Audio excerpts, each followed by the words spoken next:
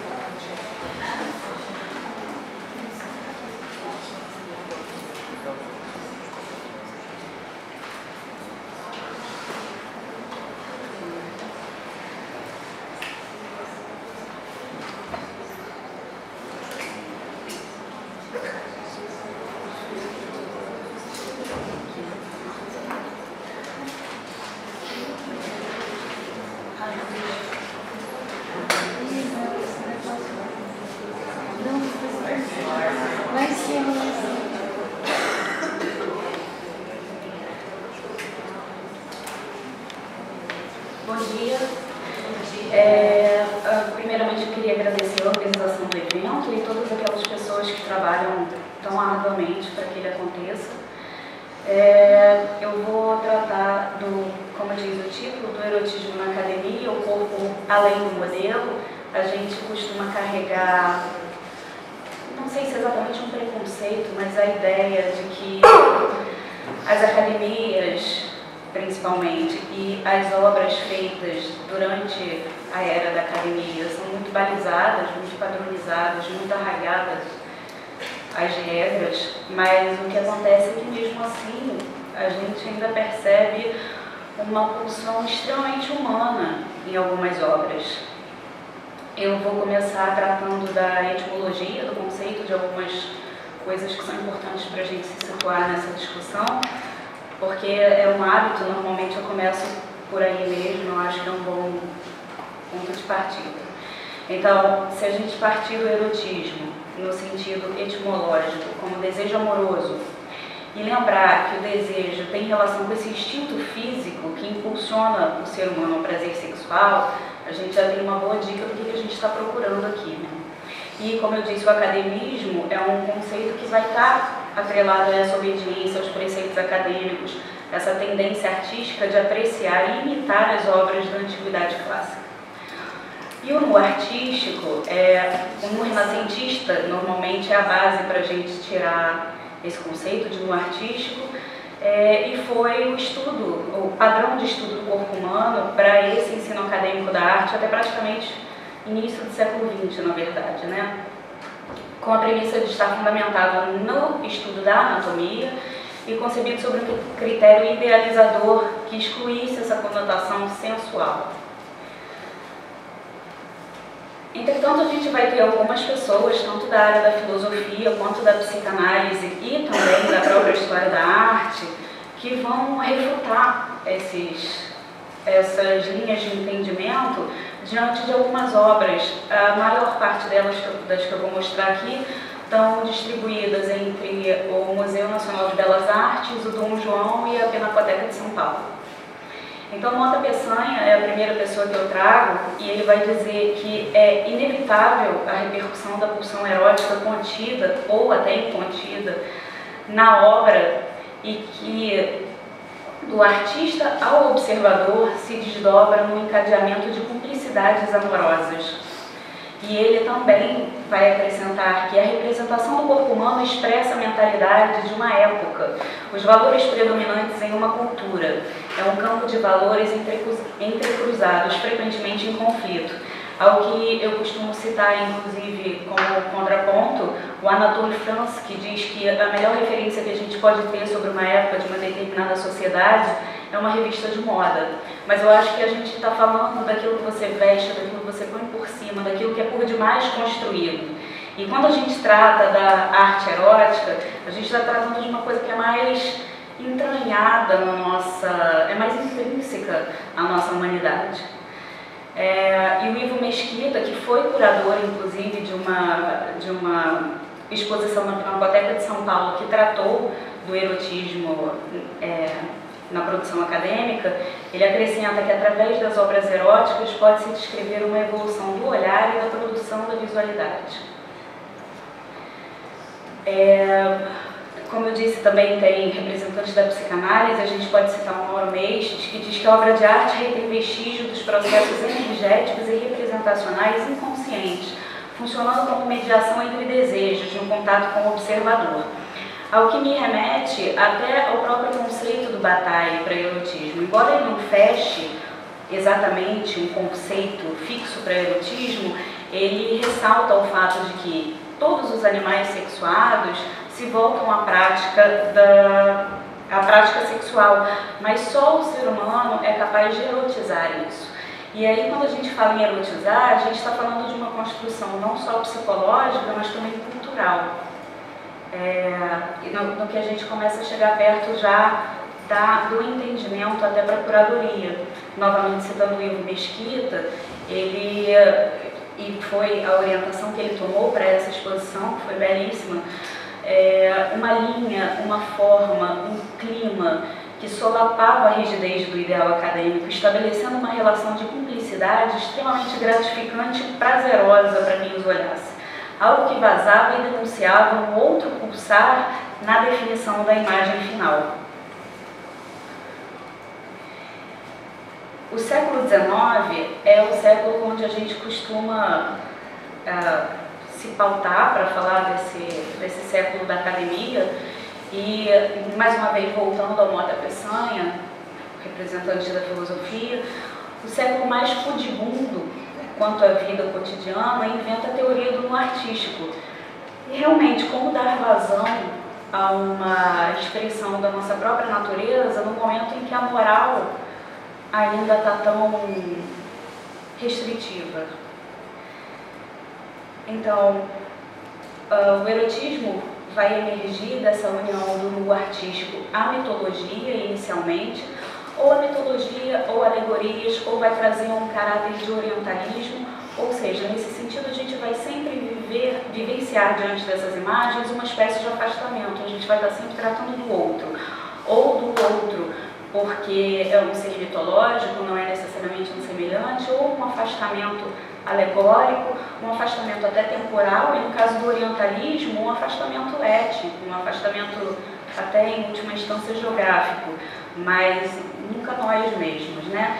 E à medida que eu trouxe algumas imagens mais à frente, à medida que essas imagens vão caminhando, eu fiz questão de colocá-las em ordem cronológica para que a gente visse justamente essa passagem, a passagem do momento em que o corpo ainda é alguma coisa que se ressalta num cenário mitológico, alegórico ou com traços de orientalismo, e para quando ele começa a aparecer por si próprio, com mais naturalidade. Inicialmente reproduzimos esses padrões de figuração europeus, e isso também é importante, mas depois a gente começa a trazer cada vez com mais força os traços dos nossos próprios personagens, né? Ainda assim, inicialmente idealizados, mas não tratados ainda como uma nudez real. Porque sempre que a gente traz a discussão de sexualidade e nudez, acho importante a gente ter em mente que a gente vive uma era de uma profusão exacerbada do corpo, do nu. A gente está não só numa era de extrema tecnologia, mas numa oferta de pornografia, que é uma coisa que não dá para mensurar. Essa produção, ela vai circular por dois tipos de ambiente. Ela vai estar nos salões de arte, e aí a gente vai estar falando de um erotismo institucionalizado e normativo, e ela vai estar também circulando nos gabinetes de colecionador. E aí a gente já vai estar falando de um prazer colocado de uma forma mais explícita e às vezes até de uma sexualidade à margem da norma, como no caso de algumas obras que vão ter sim cenas homossexuais ou homoeróticas. E a partir dessa discussão se torna mais clara a questão que a gente vê desde a época, eu diria, do Renascimento, quando a gente já tinha essa distinção entre o que circularia na esfera pública e o que circularia na esfera privada. Eu começo, como eu disse, vou fazer um apanhado cronológico para a gente poder observar essa transformação da qual eu falo. Começo com Vitor Meirelles Abacante, de 1858. em que ainda existe essa presença da mitologia, e a gente ainda está falando de um corpo extremamente idealizado. Embora a luz se ponha sobre ela, muito pouco é revelado e não existe ainda uma sensualidade muito aflorada. A Moema, de 1866, do mesmo pintor, ainda bastante idealizada. Eu acho que pode ser que eu esteja dizendo uma coisa que não é real, mas me parece que no que a gente idealiza, a gente também tende a pôr essas formas excessivamente simétricas, excessivamente geométricas. É tudo muito correto, né? Tudo muito perfeito, digamos.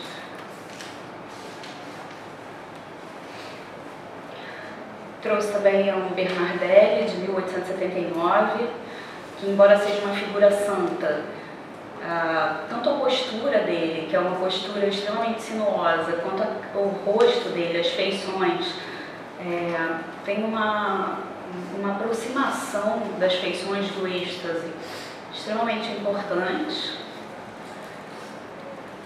Essa escultura faceira eu trouxe de frente de costas, porque eu acho que de costas ela consegue ser ainda mais sensual do que de frente. Mais uma vez a gente vai falar da sinuosidade, como a Brenda falou, tem a questão do toque das pernas, uma tentativa não tentativa de esconder o sexo, mas sobretudo o toque. Um Pedro Américo, de 1879 também, em que, embora a figura masculina esteja parcialmente coberta,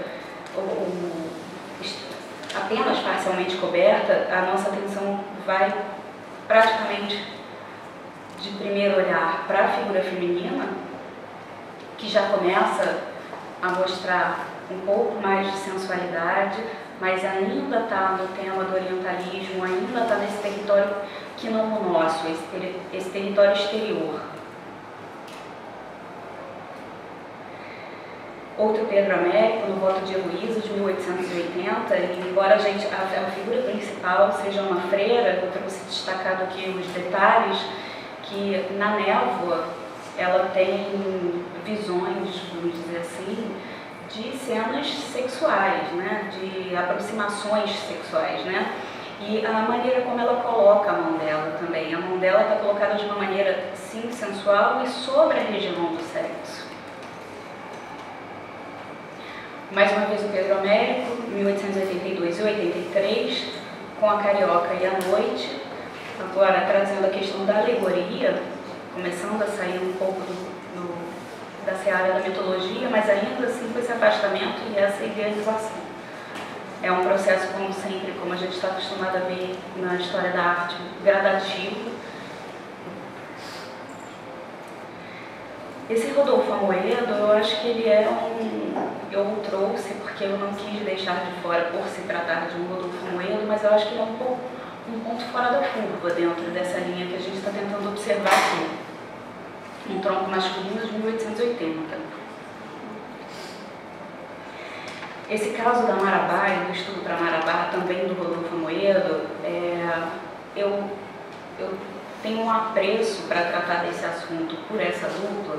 O estudo é a imagem que está um pouco menor aqui, porque no caso me parece assim, que a questão acadêmica de fato se impõe. No estudo a gente pode perceber uma sensualidade maior, não por conta da maneira de tratar o corpo ou da posição, porque isso a gente pode ver que não tem alteração de uma imagem para outra, mas o olhar dela, ela encara fixamente o observador e de uma maneira misteriosa, de uma maneira que se insinua. E na obra final, isso é remediado, vamos dizer assim. O José Maria de Medeiros fez a Lindória em 82 e é um corpo cujos detalhes fazem insinuações. Mais uma vez o Rodolfo Amoedo, 84.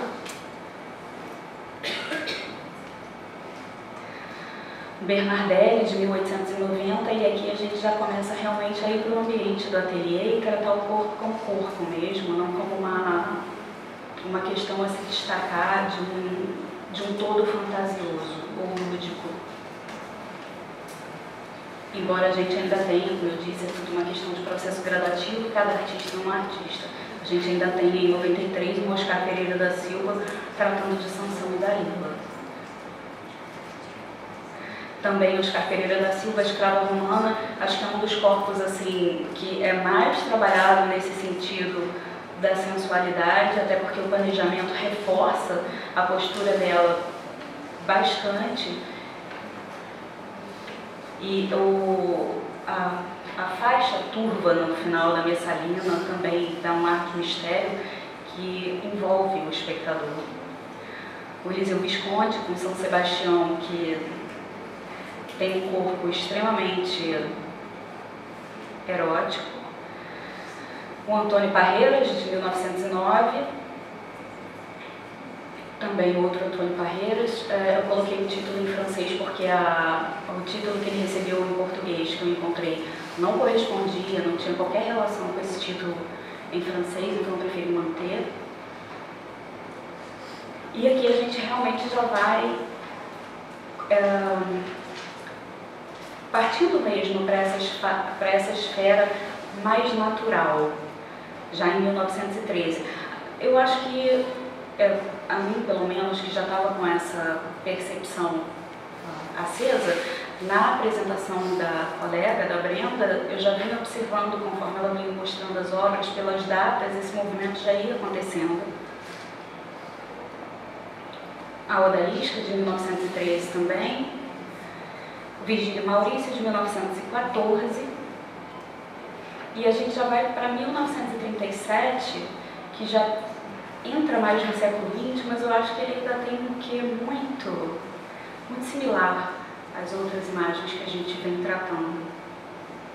E por fim, o Alvin Correia, são as últimas imagens que eu trouxe, que é justamente um exemplo do tipo de artista que já circulava na outra esfera, a esfera do gabinete de colecionador. São normalmente desenhos e cuja questão do prazer está totalmente explícita. A gente tem fauno na madeira, em algumas delas, acho que na próxima, tem o próprio querubim praticando sexo oral na senhora que aparece no desenho. Ela própria se proporcionando prazer, enfim, a questão da abordagem muda completamente, mas ainda assim, quando isso é uma questão importante. Eu não estou falando do academismo só como uma regra que se impunha há um tempo. Estou falando principalmente de pessoas que passaram por esse tipo de formação. Então, elas continuando seguindo isso ou não, isso está entranhado no tipo de produção delas. Se não na questão da temática, pelo menos no trabalho da forma, com certeza. E essa é a última imagem, a imagem a qual eu me referia, que o querubim pratica sexo oral na senhora, e por baixo a gente tem uma imagem cuja caveira se assemelha a um prepúcio. É isso, muito obrigada.